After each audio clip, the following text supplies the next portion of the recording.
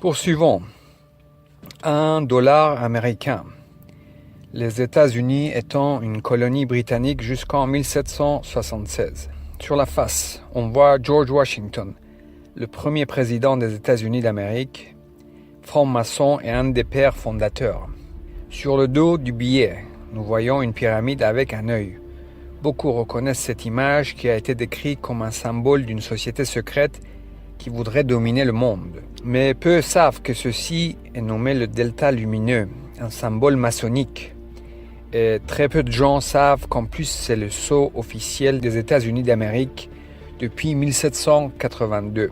Et oui, l'aigle que vous voyez sur le billet est la face du sceau, et la pyramide est le dos du sceau officiel des États-Unis d'Amérique, fondé par des francs-maçons, George Washington, Benjamin Franklin et j'en passe.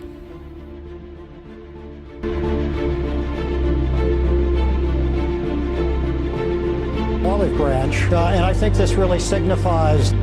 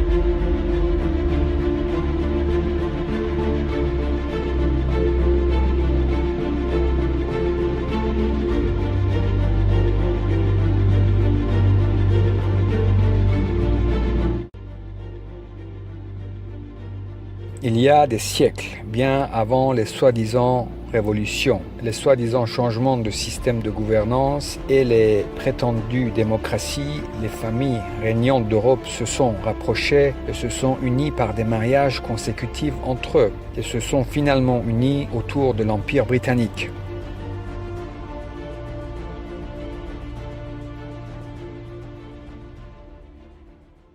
Ils se sont unis autour de l'Empire britannique et nous allons voir ici à quel point ils sont proches. Ici, nous voyons George V avec sa petite fille, la reine Élisabeth d'Angleterre. Donc ce George V avait une sœur qui s'appelait Maud, qui a eu un fils qui était le roi de Norvège, Olaf V. Et Olaf V a eu un fils, Harald V, l'actuel roi de Norvège, cousin de la reine Élisabeth d'Angleterre. Nous voyons à nouveau George V. George V avait un oncle qui s'appelait le prince Arthur, qui a eu une fille qui s'appelait Margaret. Et Margaret a eu une fille qui s'appelait Ingrid de Suède. Et Ingrid a eu une fille, Margaret II, l'actuelle reine du Danemark, cousine de la reine Élisabeth. Ce même Margaret, la cousine de George V, était aussi la mère de Gustave Adolphe, qui a eu Charles XVI Gustave, l'actuel roi de Suède, cousin de la reine Élisabeth. George V avait aussi une tante qui s'appelait la princesse Béatrice. Celle-ci a eu une fille qui s'appelait Victoria Eugénie, qui a eu un fils, Juan de Bourbon, qui était le père de Juan Carlos, le roi d'Espagne, et actuellement Felipe, qui est le roi d'Espagne. Et comme nous avons vu tout au début, George V avait un cousin germain, le tsar de la Russie. Leur mère était sœur. Alexandra de Danemark était la mère de George V, et sa sœur Maria était la mère de Nicolas II, le tsar de la Russie. Ici nous voyons Maria, son fils Nicolas II et les 5 enfants de Nicolas II. Et George V a eu plusieurs fils. Il a eu le père de la reine Elisabeth, George VI, mais il avait aussi un fils qui s'appelait George de Kent. Ce dernier a eu un fils qui s'appelle Prince Édouard de Kent. Et nous allons voir qui est Édouard de Kent.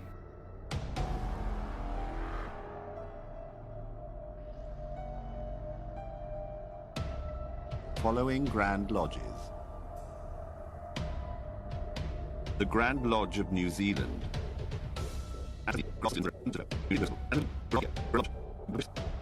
The Grand Lodge of the State of Israel.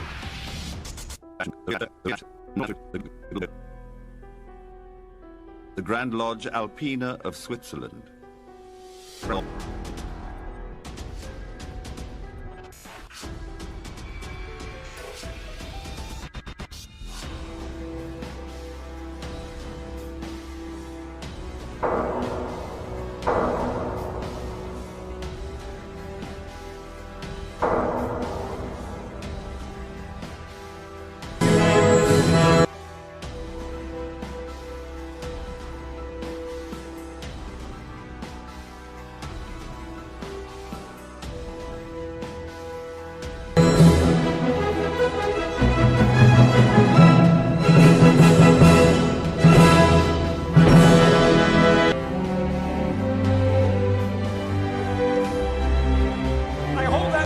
Self-evident, Brother Franklin, all men are created equal. Indeed, Brother Washington. All Freemasons meet as equals, and we have an opportunity to create a nation in the very essence of Masonic morality. With freedom and tolerance of all religions and moralities that no government can oppress. You know, I think it would be a great idea if we wore our Masonic regalia when we're putting in place the foundation stone for the Capitol building. Freedom of speech, too, and the press, the right to peaceful assembly, and... Did you say regalia? Yes. Well, it would be wonderfully symbolic, don't you think? You'll be wanting to put the all-seeing eye on our banknotes next.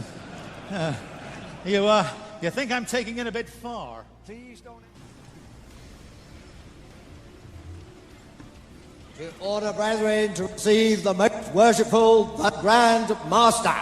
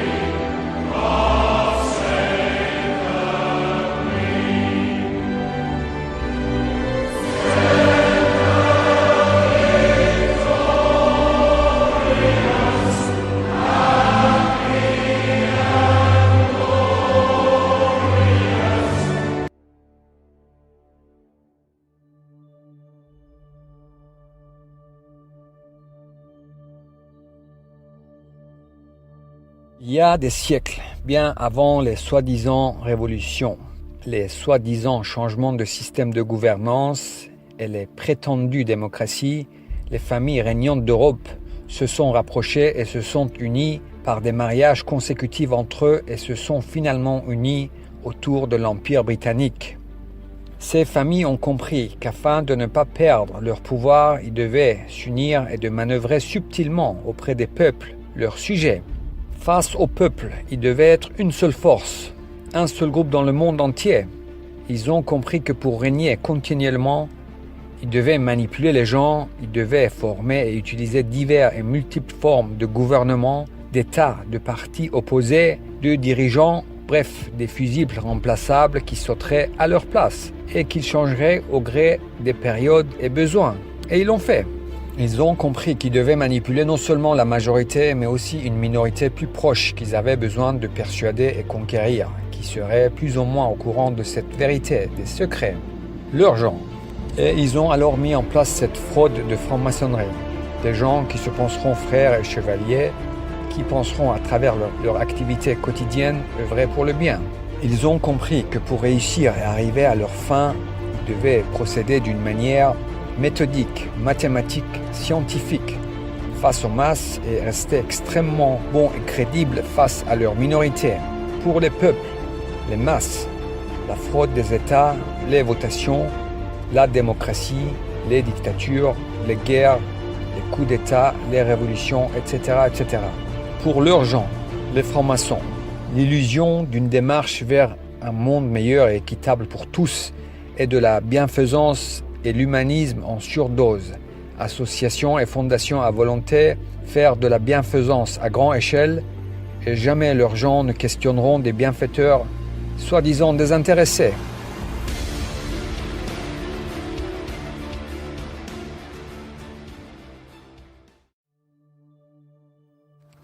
Ils se sont entendus dès le départ. Principe premier. Tout sera sous leur contrôle, tout. Personne n'aura le contrôle de l'argent dans le monde sauf eux. Zéro exception. Contrôle absolu. Les grandes sociétés, les multinationales, ils ont créé. Tout ce qui est grand et tout ce qui grandit et réussit est à eux. 100%, zéro exception, zéro. Différents noms, différentes marques, différents pays, différents fondateurs, 100% à eux.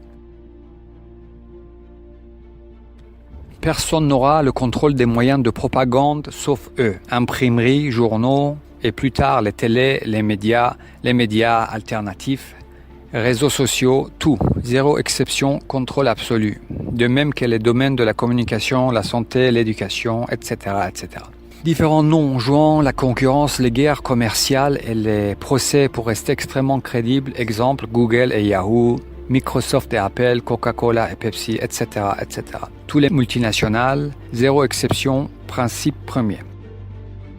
Bien ficelés et bien dirigés de manière méthodique, scientifique, les gens penseront vivre dans un monde divisé par des États et des régimes plus ou moins autoritaires ou démocratiques, alors qu'un seul groupe dirige et décide de quels gens de quel pays doivent bien vivre, quels gens de quel pays doivent travailler plus, quels gens de quel pays doivent souffrir économiquement, etc., etc.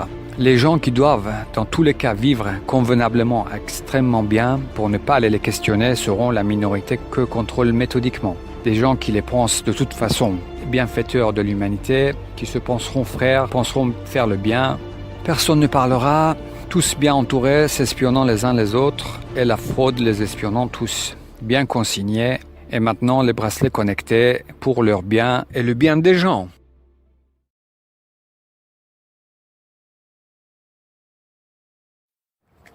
La politique dans le monde, c'est eux, à 100%. C'est un des principes premiers. Les partis opposés, les partis extrêmes qui s'insultent les uns les autres, les nouveaux partis selon les tendances, les parlements, les parlementaires, depuis des siècles déjà. Ceux qui trompent les gens sur ce qu'est vraiment la franc-maçonnerie, c'est eux, historiens, écrivains, journalistes, cinéastes, blogueurs, youtubeurs, plus ou moins connus, simples francs-maçons agissant pour la plupart innocemment, étant persuadés de protéger les bienfaiteurs de l'humanité. Ceux qui connaissent ces secrets n'ont aucune raison de vouloir les divulguer. Ils ont au minimum une vie décente, ils vont pas laisser leurs gens dans le malheur, sinon ils questionneraient les choses. Donc ils ont une vie qui va d'au minimum décente à extrêmement réussie, affaires, médias, politique, showbiz, art, sciences, etc., etc. Et comme ils les pensent bienfaiteurs, désintéressés, œuvrant pour le bien commun de tous, ils les protègent et participent et laissent faire. Le caritatif, ou comment créer des fidèles, construire une base et fidéliser autour. Frontalement, ce n'était pas possible. Alors, ils ont imaginé comment s'assurer le soutien et la fidélité d'une minorité autrement que par l'argent seul. Et ils sont arrivés à ça. À travers leurs tâches quotidiennes, ceux qui feront le bien tous les jours dans des structures mises en place par eux les penseront bons, des bienfaiteurs désintéressés.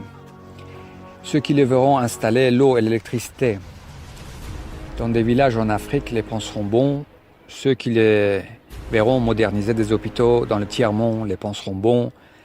Ceux qui les verront aider dans des villages en Afrique les penseront bon. Et surtout, ne pas oublier de bien installer le Wi-Fi partout.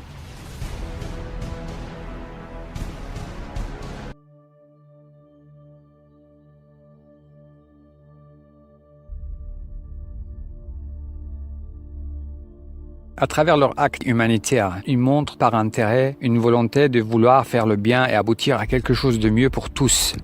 Ce n'est pas le cas, ce n'est pas leur but final. En agissant de sorte, ils savent que des gens honnêtes les protégeront, faisant confiance aux bienfaiteurs simples et désintéressés.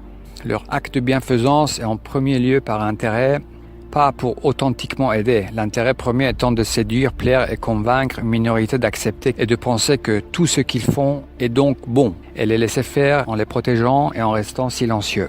Aider les gens, passer par la charité et la solidarité est une stratégie pour plaire et amadouer qu'ils ont élaborée il y a des siècles.